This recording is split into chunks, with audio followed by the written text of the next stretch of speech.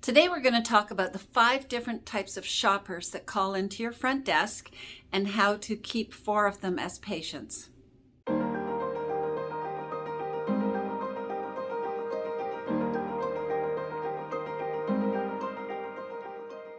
The staff at the front of your practice have a lot of responsibility and pressure on them to handle shoppers that call into your practice. Now, sometimes your staff are like super busy with a patient that's already there and they're giving them an invoice, or maybe they're on the other phone line getting an appointment set up with a patient or doing recalls and so on. And these shopper calls come in right in the middle of anywhere. And they're expected to take it and do a really good job, and they have no sales training usually, or somebody just said you should say blah blah blah, but nobody's actually worked with them. So I thought I would do this video to give you a little bit of a handle on the different types of shoppers and how to get them to become patients of the practice. Now, the shopper could be calling in or they could be walking in. One of those 2 ways are the most common. And you do have them coming in from your website as well if you've got to contact us, but that is usually a written thing and a little bit different. You do have to call them back and get the appointment set up and so on. So a lot of this is actually going to apply to that as well. Just you don't have them right there in front of you. So what are the different shoppers? I actually made a list of 5 different kinds of shoppers that could be calling in. The first one is, someone who needs a new practice.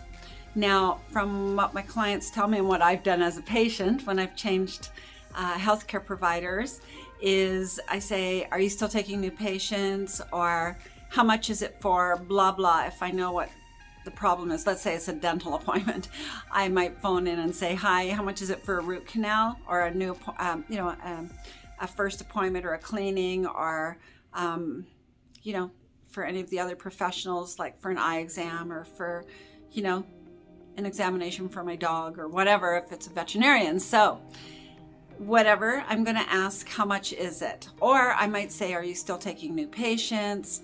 Or I'm new to the area and I need a new whatever practitioner you are. And so I ask for that directly. Now, what we want to do is take up that question. We don't want to answer the question in terms of dollar value. That's the first thing you have to know, is it's not about the dollars. It's about the service to the patient that you're going to provide. Most practices charge about the same. So we don't have to really worry about whether you're more expensive or less expensive, because really most people are more concerned about the care that they're going to get, and is it going to be good, and will it take long, and will it hurt, and all that kind of stuff. So you don't want to be thrown off by the money question and assume that it's a shopper right off the bat. Shopper is not a bad word, by the way. Shopper is a label that's been put on people that you don't know that are calling in. So let's take that label off and call that a potential new patient right off the bat. All right. The second thing is you could get a shopper who is calling offices in the area to find out who has the cheapest price. That is a shopper. Okay. But there is a handling for that. I'm going to go through the handlings in a few minutes. But the point is that it's don't die on it. It's a person who has a need, and they obviously need a specific service, and they're calling around to find out who's got the cheapest price. Okay, the third kind is one who's doing comparison shopping because they don't trust their existing provider. Okay, it's not about how bad the provider is or anything, but they obviously don't trust that person, and they think that they're charging too much, and they were kind of shocked by the sticker shock thing, and that doesn't mean that they shouldn't be paying that price. It's just that they don't trust their own provider. So we have a handling for that. I will just tell you very quickly what that one is I would have them come in and say, you know what? Because we can't diagnose on the phone and tell you that is what you need and that there's no extra parts that might happen. Like if it's, I'm going to take a dental one again, because this is classic. If they're asking about a root canal, you don't know whether that tooth is fragile and going to need a crown on it. So is it only going to be for the root canal? Maybe there's another solution. Maybe it's not a root canal needed at all. You know what I mean? And it's the same for chiropractic. I've phoned in and said, oh, my back is really hurting. Well, what do they know that are answering the phone? Like, it could be any number of my vertebrae are out, or it could be that I've torn a muscle or have an inflammation. Like, you don't know. So what you want to do is get them in front of the doctor for a 10-minute free consult. If there's, say I have a doctor, but I'm not sure that this is the right price, and say, well, look, just come in. We can give you a 10-minute free consult to have a look at that and see what we think and give you a very good price. We really take care of our patients, so that kind of thing. Okay, number 4 is they're looking for the right practice. Now, how the person answering the phone at the practice sounds is going to influence greatly whether or not that patient is going to become a patient of your practice. If like they phone and say, how much is it for blah blah, and you say, well, it's between this price and this price, or it's this exact price if it's a first exam or something like that. And then you say, would you like an appointment? Those are the 2 things you never, ever want to do. If you can avoid it, which I can show you how to do that 99% of the time, avoid answering the question about how much it is. And you definitely don't want to say, would you like an appointment? Because that has a no or a yes answer possible, or I'll think about it, or something like that. So the first thing, well, let's got one more shopper type first, and then we'll get into what you do to handle it. So it could be someone else who works in a practice that is a competitor, and they're shopping around to see, are they charging the right price? Should they up their prices? Should they reduce their prices to match what's going on in the area? Now, that one is the truly shopper one that you don't want to do anything with, and the other 4 you can handle, okay? So that last one, there's not much you can do about it. You just say, well, we charge blah, blah, blah. But you're going to have to find out. And you can say, well, do you have a problem right now? Like, what's the problem? And does it hurt? And ask a bunch of questions. And, they're going to squirm at the other end. And eventually they may give up if you're doing the full shopper handling and say, never mind, and hang up. Because you're getting a little bit in-depth and personal with them. So they might suddenly realize they're being caught out. All right. So what is a shopper anyway? It's somebody who has a need. They're not sitting at home dialing practices today to bug them, to give them a hard time, to make some amusement for themselves. They have something that they need, or they wouldn't be calling at all. So that's the first thing that you have to assume is this person needs help. There is something that they need. All right. Now, and they're looking for someone who will care for them and give them advice and be friendly and so on. So this is the image that you want to project when you are talking to this person, so that they see that your practice is what they're looking for. Most people are looking for a good place where they are really cared for, and the service level is high, and the staff are happy to see them, and so on. If you get somebody, by the way, a little bit rude on the phone, like, I just want the price, say very sweetly, you say, oh my goodness, and I really would like to give that to you, but I cannot even begin to tell you unless I ask you a few other questions. Would you mind awfully if I ask you a bit more so that I can give you an answer? You probably never will give the answer. You can get off of it, but you want to find out some things. So this is what you do. So the correct way to handle a shopper is you say, I'm reading off my list here, what is it that you need? And they say, oh, I need a blah, blah, blah. Okay, good. So is there pain associated with this? If yes, how long have you had that pain? Does it hurt you in the night? Depending on what part of the body you're talking about, if it's a chiropractor, you might ask, where is the pain and how long have you had that for? And have you ever been treated for that before? That kind of thing. Optometry, like how long have you not been able to see the blackboard in your class? That's how I got glasses, was I couldn't see the blackboard very well, and they moved me up and up and up the rows until I was in the front row. And then somebody discovered that my headaches were coming from I need glasses, and I would stop squinting like this.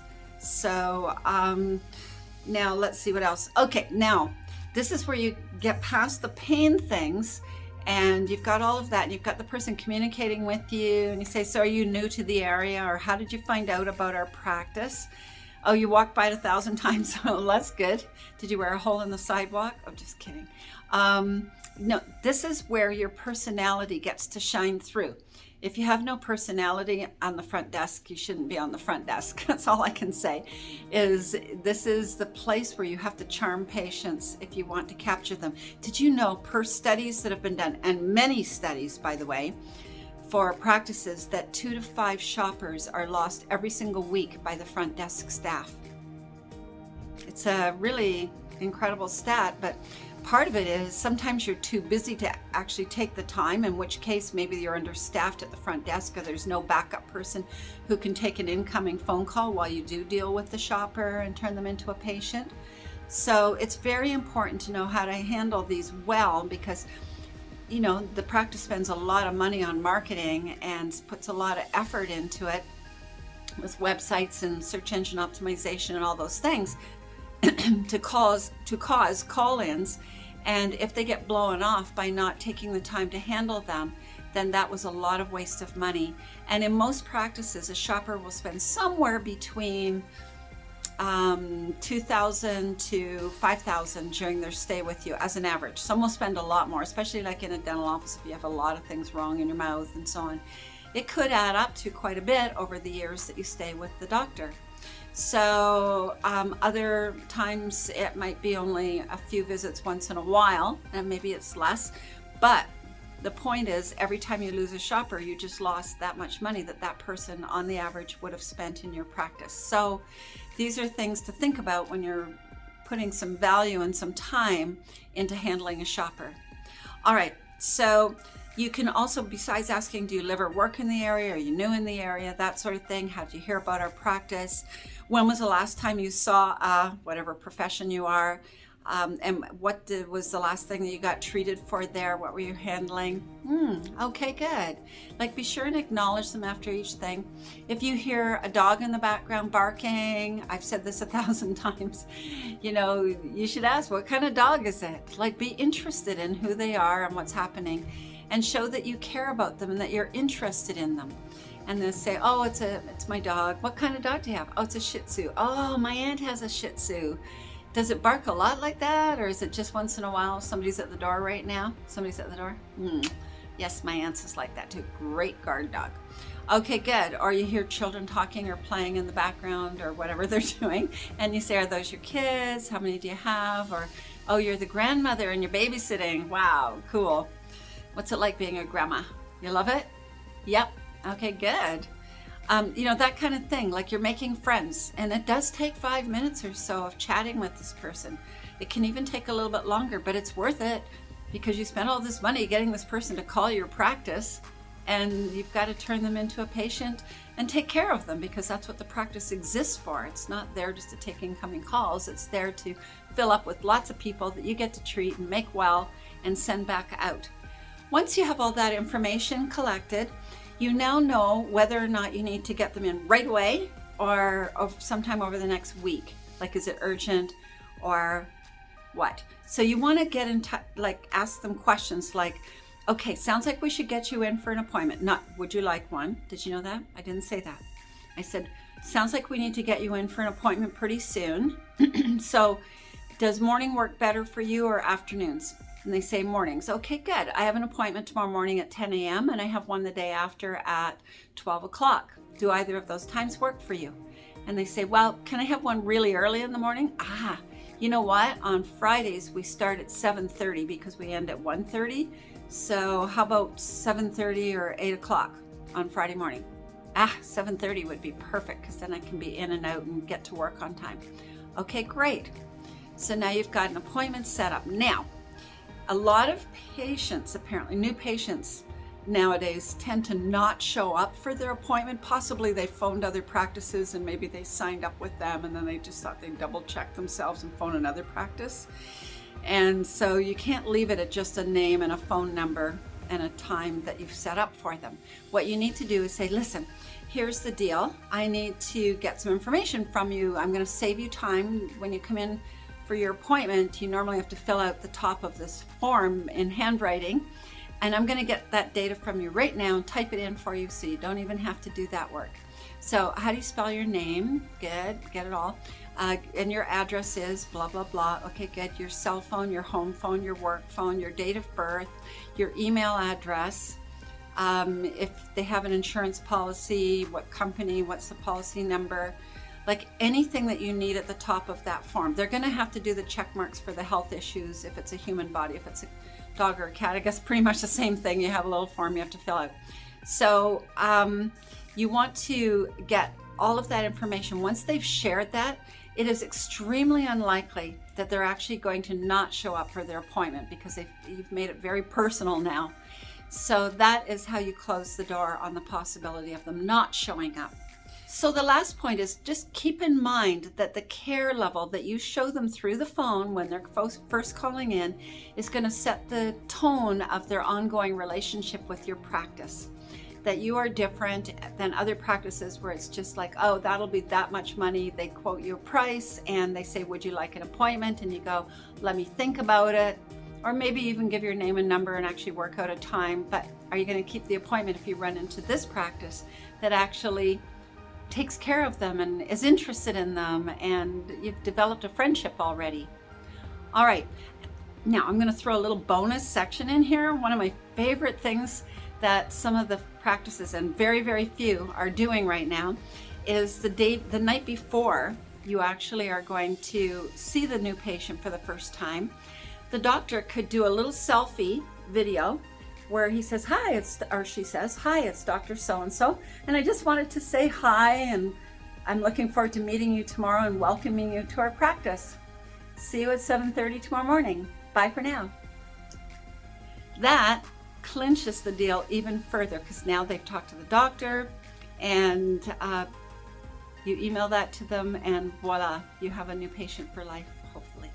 Okay, so there you go. Those are the shopper handlings for the 4 that you want. The 5th one, that's another practice phoning to find out what your fees are. Bye-bye. Anyways, so that's all I have to say today. I hope this helps, and give us a like. Give me a like if you liked it. Share it with anybody you know that might be interested, and be sure and subscribe to our YouTube channel because we have a channel with playlists with a lot of different topics. I think I've done 120 or 30, something like that now, on all sorts of aspects of running a practice. Okay, that's all I have to say today. Bye for now. To get your practice analyzed, contact the Art of Management at 416-466-6217.